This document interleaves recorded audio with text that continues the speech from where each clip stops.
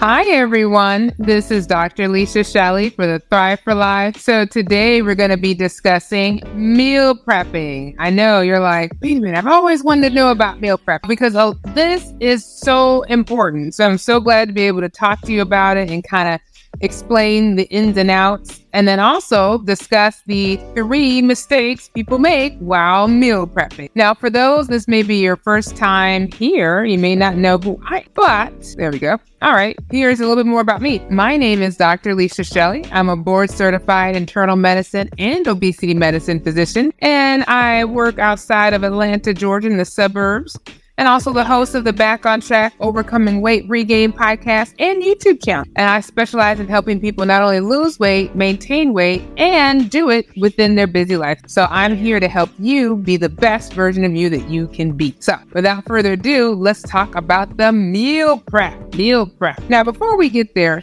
let's just go back and talk about why this is so important. I have to admit, when I think about when I'm completely on with my diet, when I'm more consistent with what I'm eating, I'm seeing myself lose weight, it's because I'm meal prep. It's because I know what I'm going to eat throughout the week. I don't have to guess. I don't have to sit here and wonder, oh, what am I going to eat? And do I need to go and eat fast food? So it really, really helps to know exactly what you're going to eat. And I find that I lose more weight when I meal prep. So that's why it's important. And that's why you should implement this in your life. Now let's talk about the 3 mistakes that people make. Now, the first mistake is that people forget to plan your meal. So you may think this is counterintuitive. We're meal prepping. But a lot of times people just kind of in their minds think, okay, I guess Monday we'll eat this, Tuesday we'll eat that. Now, for me, I'm one of these people that likes to just eat one meal throughout the day, throughout the week, and then I'm good. I know what I eat for breakfast, I know what I eat for lunch, I know what I eat for dinner, and I'm fine. But other people like to change it up. They get bored with it. So they decide to eat a meal maybe 1 or 2 days and then change it up to another day. And that's okay. It's just make sure you write it down. So make sure that you plan. And so how I like to do it is I'll sit down on like a Sunday where I have more time, and I'll write down Monday, Wednesday, Thursday, Friday, Saturday. And I'll write down what I'm going to eat throughout that day, what snacks I'm going to eat. And then based on that planner, I'll go ahead and create my grocery. And with my grocery list, I know exactly what I'm going to eat. And so it makes it a lot easier when I go to the grocery store because I'm not going into aisles that I don't need. A lot of times with the grocery store, how they are set up, you may have noticed this, they have the produce and like the milk on the outside, and then they have all the other stuff like the cookies, the cakes, maybe not the cakes, but the cookies and all the other not so great stuff on the inside of the aisle, the chips and all those types. And so a lot of times, if you get used to your local grocery store, you kind of know where things are. And so if you write your list out, you don't have to worry about yourself getting like food that you didn't put on the list. No, because you're going into that right direction. Also, they mostly have the healthier foods on the outside of the grocery. So a couple tips I would say with grocery shopping is number 1, make sure you eat before you go grocery shopping. I don't know about you, but when I'm hungry, I tend to just pick all the stuff. I'm like, oh, I need these cookies. Oh, I need this bread. No, that wasn't on the list. That was not on the list. But because I was hungry, I picked it up. So go to the grocery store on a full stomach. And then secondly, make sure you're going into the healthier parts of the grocery store, to the produce, to the milk, the eggs, all that thing on the outside of the grocery. And so those would be my few tips for how to eat at the grocery store. Now, the second mistake is you don't have the right equipment. So what I use for my salads for lunch is on the right here. It's this, not sure if you can see this, but it's the glass container. I'm able to put my little salad in there.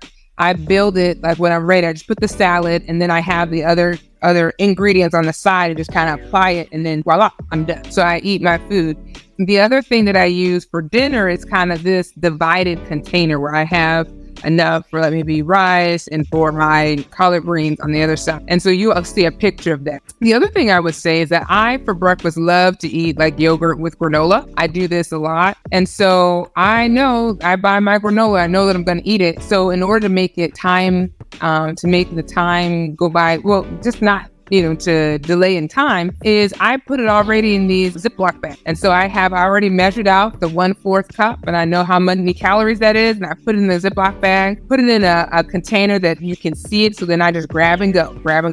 And it makes it so much easier in the morning when you're trying to get out the house, but you're like, oh, I got to put my lunch together. Now, one of the times is like, because I'll end up leaving my lunch if it's not prepared, because I'm trying like, oh, I don't have enough time. And so in my mind, I'm like, I don't have enough time to prepare this. So I'll just go and eat out, which is not very helpful if you're trying to lose weight. So by having that meal prep, having things out, in their particular position, like the granola, it makes it so much easier when you're trying to just grab and go. So this is just kind of my meal prep for lunch. So I have my little kale salad, garbanzo beans. I like the mandarin oranges. It gives me a little sweetness, craisins. And then I have a little praline pecans that I just put on the top. And I love it. I love that salad. It's very filling, actually, because the garbanzo, that protein that's in it, that makes it more filling. But this is just how I go, and then it makes it so much easier. I just grab and go, put it in the bag. We're good. Now, the third mistake that people make is they don't schedule their meal prep. And that's a problem I have as well, because sometimes Sundays can be so busy that I don't have time to be able to actually meal prep. And so if I'm not meal prepping on Sundays, it's kind of hard to make that up throughout the week. I'm just kind of out of luck. But it's important to schedule it so that you have time for it. And for me, it takes about 2 hours.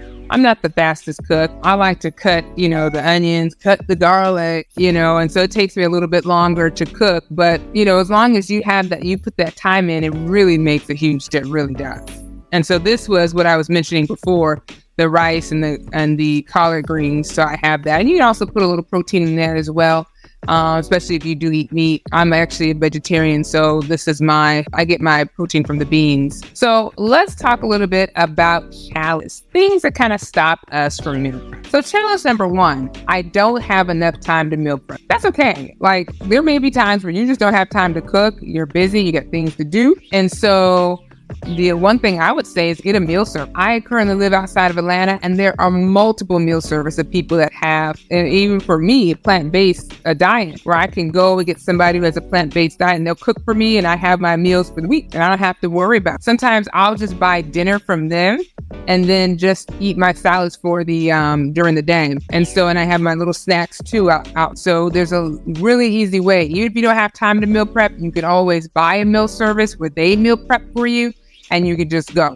So I always love to delegate, because sometimes you're just too tired. You're just, you don't have enough time, and you're just too tired to do it. Also, this other picture is Blue Apron. So if you don't have time to go to the grocery store, Blue Apron will give you all your ingredients, and then you can just cook, and then you're good to go. But for me, that does take time, because you have to cook. You have to cook. And for me, it takes me a little bit longer. All right, challenge number 2, eating healthy is too expensive. Eating healthy is too expensive. So with these different images, you see that up here where you have the 2 Big Macs, 2 fries, 4 drinks, chicken sandwich, 2 other fries, and chicken nuggets, and 4 drinks. It's around $27.99. But if you took that same, like it'd be $13 if you had your meat, your potatoes, your grains, your bread, and your drink. So for $13.78. So technically the fast food is more expensive than the other. And the second image, it says for about $20, you could buy maybe 4 different meals, 4 different burgers, 4 different drinks, 4 different fries. Or you can buy more food with your grillers, your juice, your fruits, your broccoli. So what it tells us is that for $20, you can probably get more food of higher quality than if you were to just go to fast food. So a lot of times with fast food, it's the taste. We love the taste, but it's not very healthy for us. And if we can eat something that's healthy, we would feel better. We'll have more energy. We'll feel ready to go. So definitely don't allow this challenge of, oh, it's too expensive to eat healthy. Now, maybe not. It's not. It's not. Now, the other challenge I'm going to say before we continue is I don't know how to cook. I would say if you don't know how to cook, go a meal prep. And then also they have different cooking classes. So if you're looking for like a plant-based diet, there are different cooking classes that you can join that kind of helps you to cook health. Also, if you want to go to Pinterest, where they have different like healthy recipes that you can use and try to help. The other challenge that people have is that, oh, my kids don't like to eat healthy, or my husband doesn't like to eat. Well, you know what?